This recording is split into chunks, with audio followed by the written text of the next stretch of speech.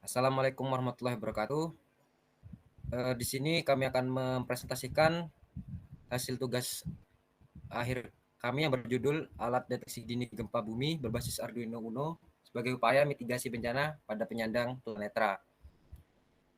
Di sini ada Muhammad Utfal Alansori, ada Muhammad Fajar Sidik, dan saya sendiri Muhammad Iqbal Wanandi.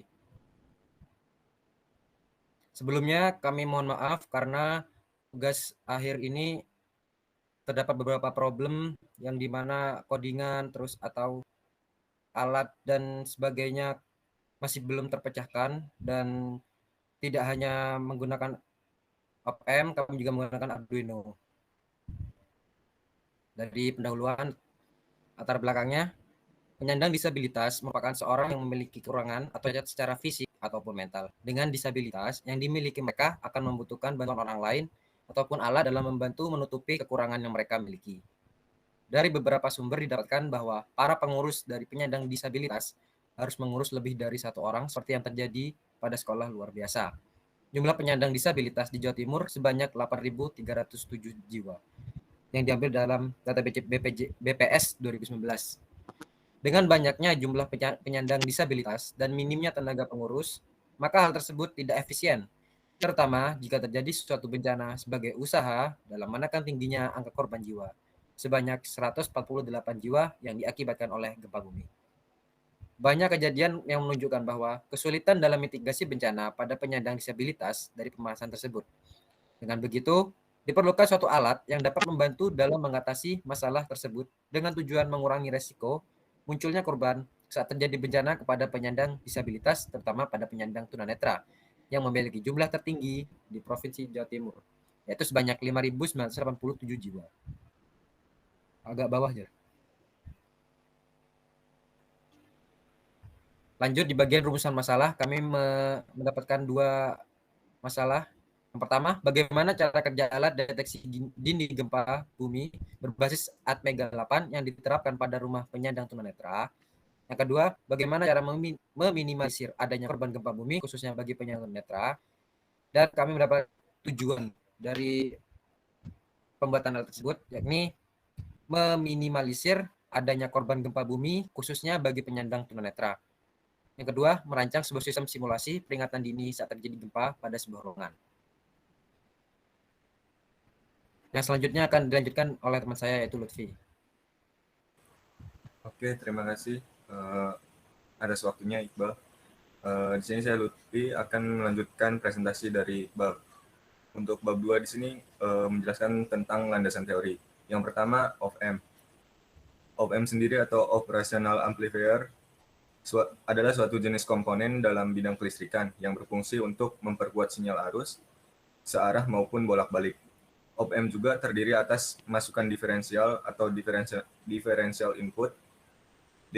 Differential input berdampak pada sinyal keluaran. Sinyal keluaran akan sebanding dengan perbedaan antar kedua sinyal. Yang kedua ada relay. Geser ke bawah, Jar. Relay atau saklar yang umumnya disebut switch yang dioperasikan secara kelistrikan dan merupakan komponen elektromekanikal yang terdiri dari dua bagian, yaitu elektromagnetik dan mekanikal. Relay menggunakan prinsip elektromagnetik untuk menggerakkan kontak saklar sehingga dengan arus listrik yang kecil dapat menghantarkan listrik yang bertegangan lebih tinggi. Sebagai contoh, dengan relay yang menggunakan elektromagnetik 5 volt dan 50 mikroampere mampu menggerakkan armatur relay yang berfungsi sebagai saklarnya untuk menghantarkan listrik 220 volt 2 ampere. Yang ketiga, Hall effect. Di sini di proyek kami, Hall effect ini berfungsi untuk mendeteksi getaran gempa bumi. Hall effect ini sering digunakan sebagai sensor untuk mendeteksi kedekatan, mendeteksi posisi, mendeteksi kecepatan, dan juga mendeteksi pergerakan arah. Lalu bisa juga untuk mendeteksi arus listrik. Sensor Hall effect ini merupakan perangkat atau komponen yang diaktifkan oleh medan magnet eksternal. Seperti yang kita ketahui bahwa medan magnet memiliki dua karakteristik penting yang yaitu densitas flux dan kutub. Sinyal masukan dari sensor Hall effect ini adalah densitas medan magnet di sekitar sensor tersebut. Apabila densitas medan magnet melebihi batas ambang yang ditentukan, maka sensor akan mendeteksi dan menghasilkan tegangan keluaran yang disebut dengan tegangan Hall. Yang keempat, ada sensor PIR. Sensor PIR atau disebut juga dengan passive infrared merupakan sensor yang digunakan untuk mendeteksi adanya pancaran sinar inframerah dari suatu objek. Sesuai dengan namanya, sensor PIR bersifat pasif, yang berarti sensor ini tidak memancarkan sinar inframerah, melainkan hanya dapat menerima radiasi sinar inframerah dari luar. Sebagai contoh, ketika terdeteksi sebuah gerakan dari sumber inframerah dengan suhu tertentu, yaitu manusia mencoba melewati sumber inframerah yang lain, misal dinding, maka sensor akan membandingkan pancaran inframerah yang diterima.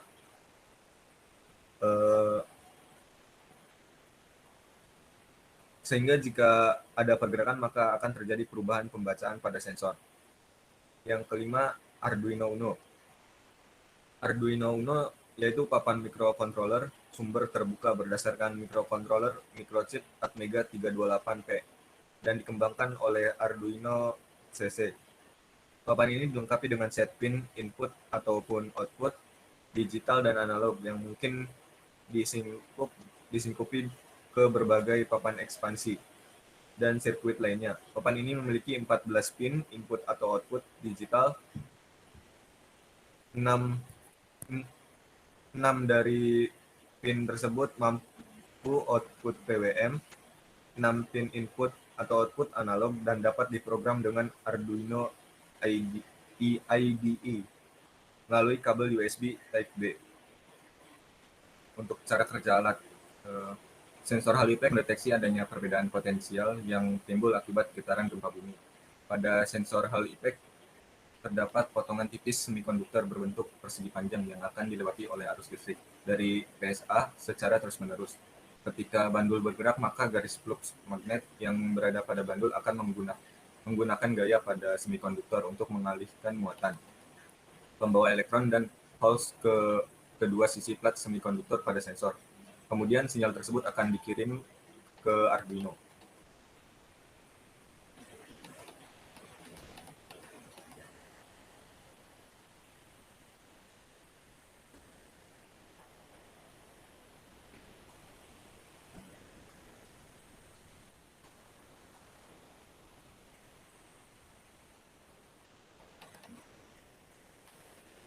Kemudian sinyal yang dikirim sensor ke Arduino berupa sinyal analog. Sinyal tersebut akan diterima oleh pin BCD pada Arduino, yang kemudian akan diubah ke sinyal digital.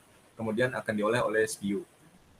Hasil olahan tersebut akan disesuaikan dengan program yang akan menghasilkan output berupa listrik yang dipadamkan otomatis, gelombang suara pada buzzer sebagai alarm gempa, serta tampilan data pada LCD. Juga dapat menyalakan LED atau lampu pada ruangan ketika di dalam ruangan tersebut masih terdapat orang.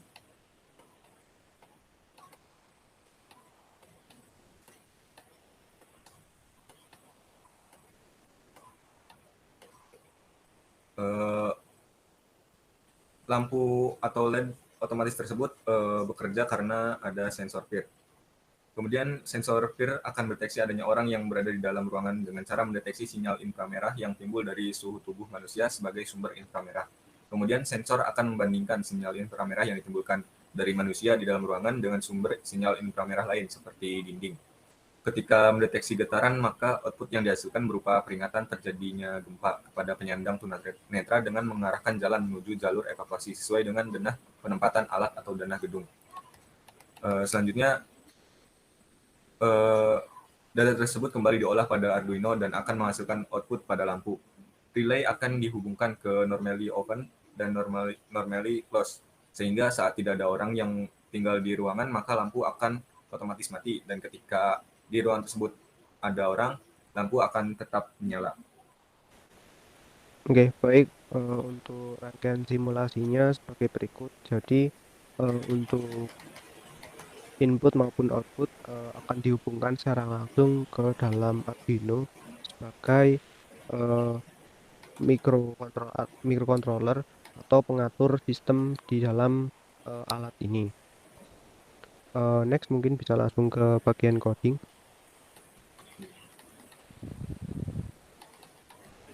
Oke, untuk di bagian awal terdapat include wire dan include liquid crystal I2C. Di sini berguna untuk mengenalkan library dari LCD yang ditambahkan dengan ekstensi I2C. Di sini juga terdapat liquid crystal I2C LCD 0x27 dan 16,2. Hal ini digunakan untuk mendeklarasikan dimensi dari LCD sendiri, yaitu 16x2. Lalu terdapat hashtag define. Di sini digunakan untuk mendefinisikan integer atau variabel yang akan digunakan pada program tersebut. Ke bawah. Sebentar.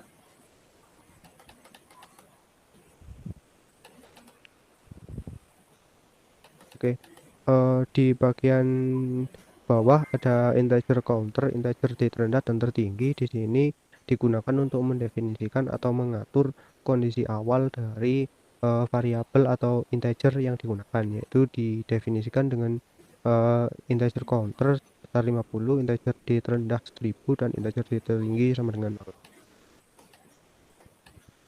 Lalu pada bagian void setup, di sini diatur serial begin yaitu sebesar 9600 milisecond, dan di sini pada bagian void setup yaitu digunakan untuk mendefinisikan variabel-variabel yang digunakan sebagai input maupun output. Jadi di sini pada bagian peer, lampu maupun LED ataupun buzzer didefinisikan input maupun output.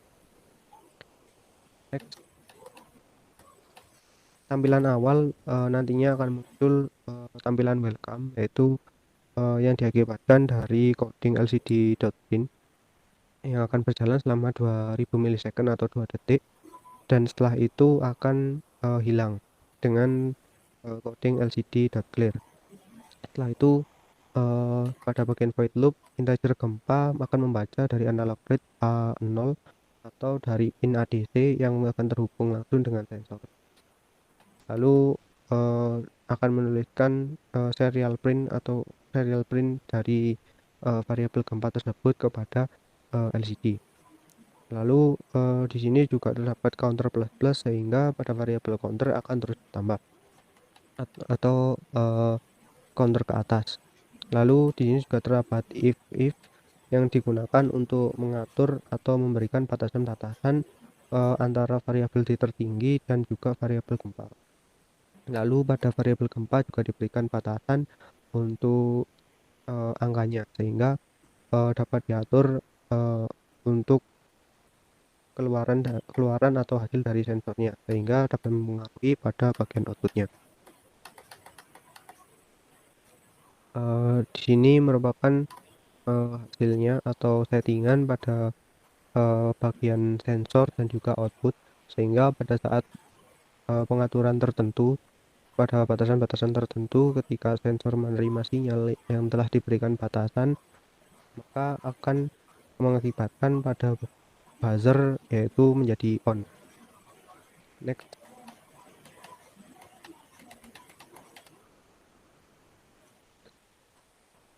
Nah, berikut beberapa kondisi-kondisi menggunakan if maupun else, yaitu ketika kondisi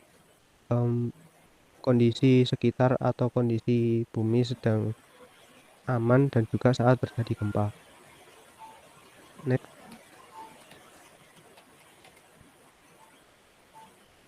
Nah, berikut juga settingan pada sensor peer. Next.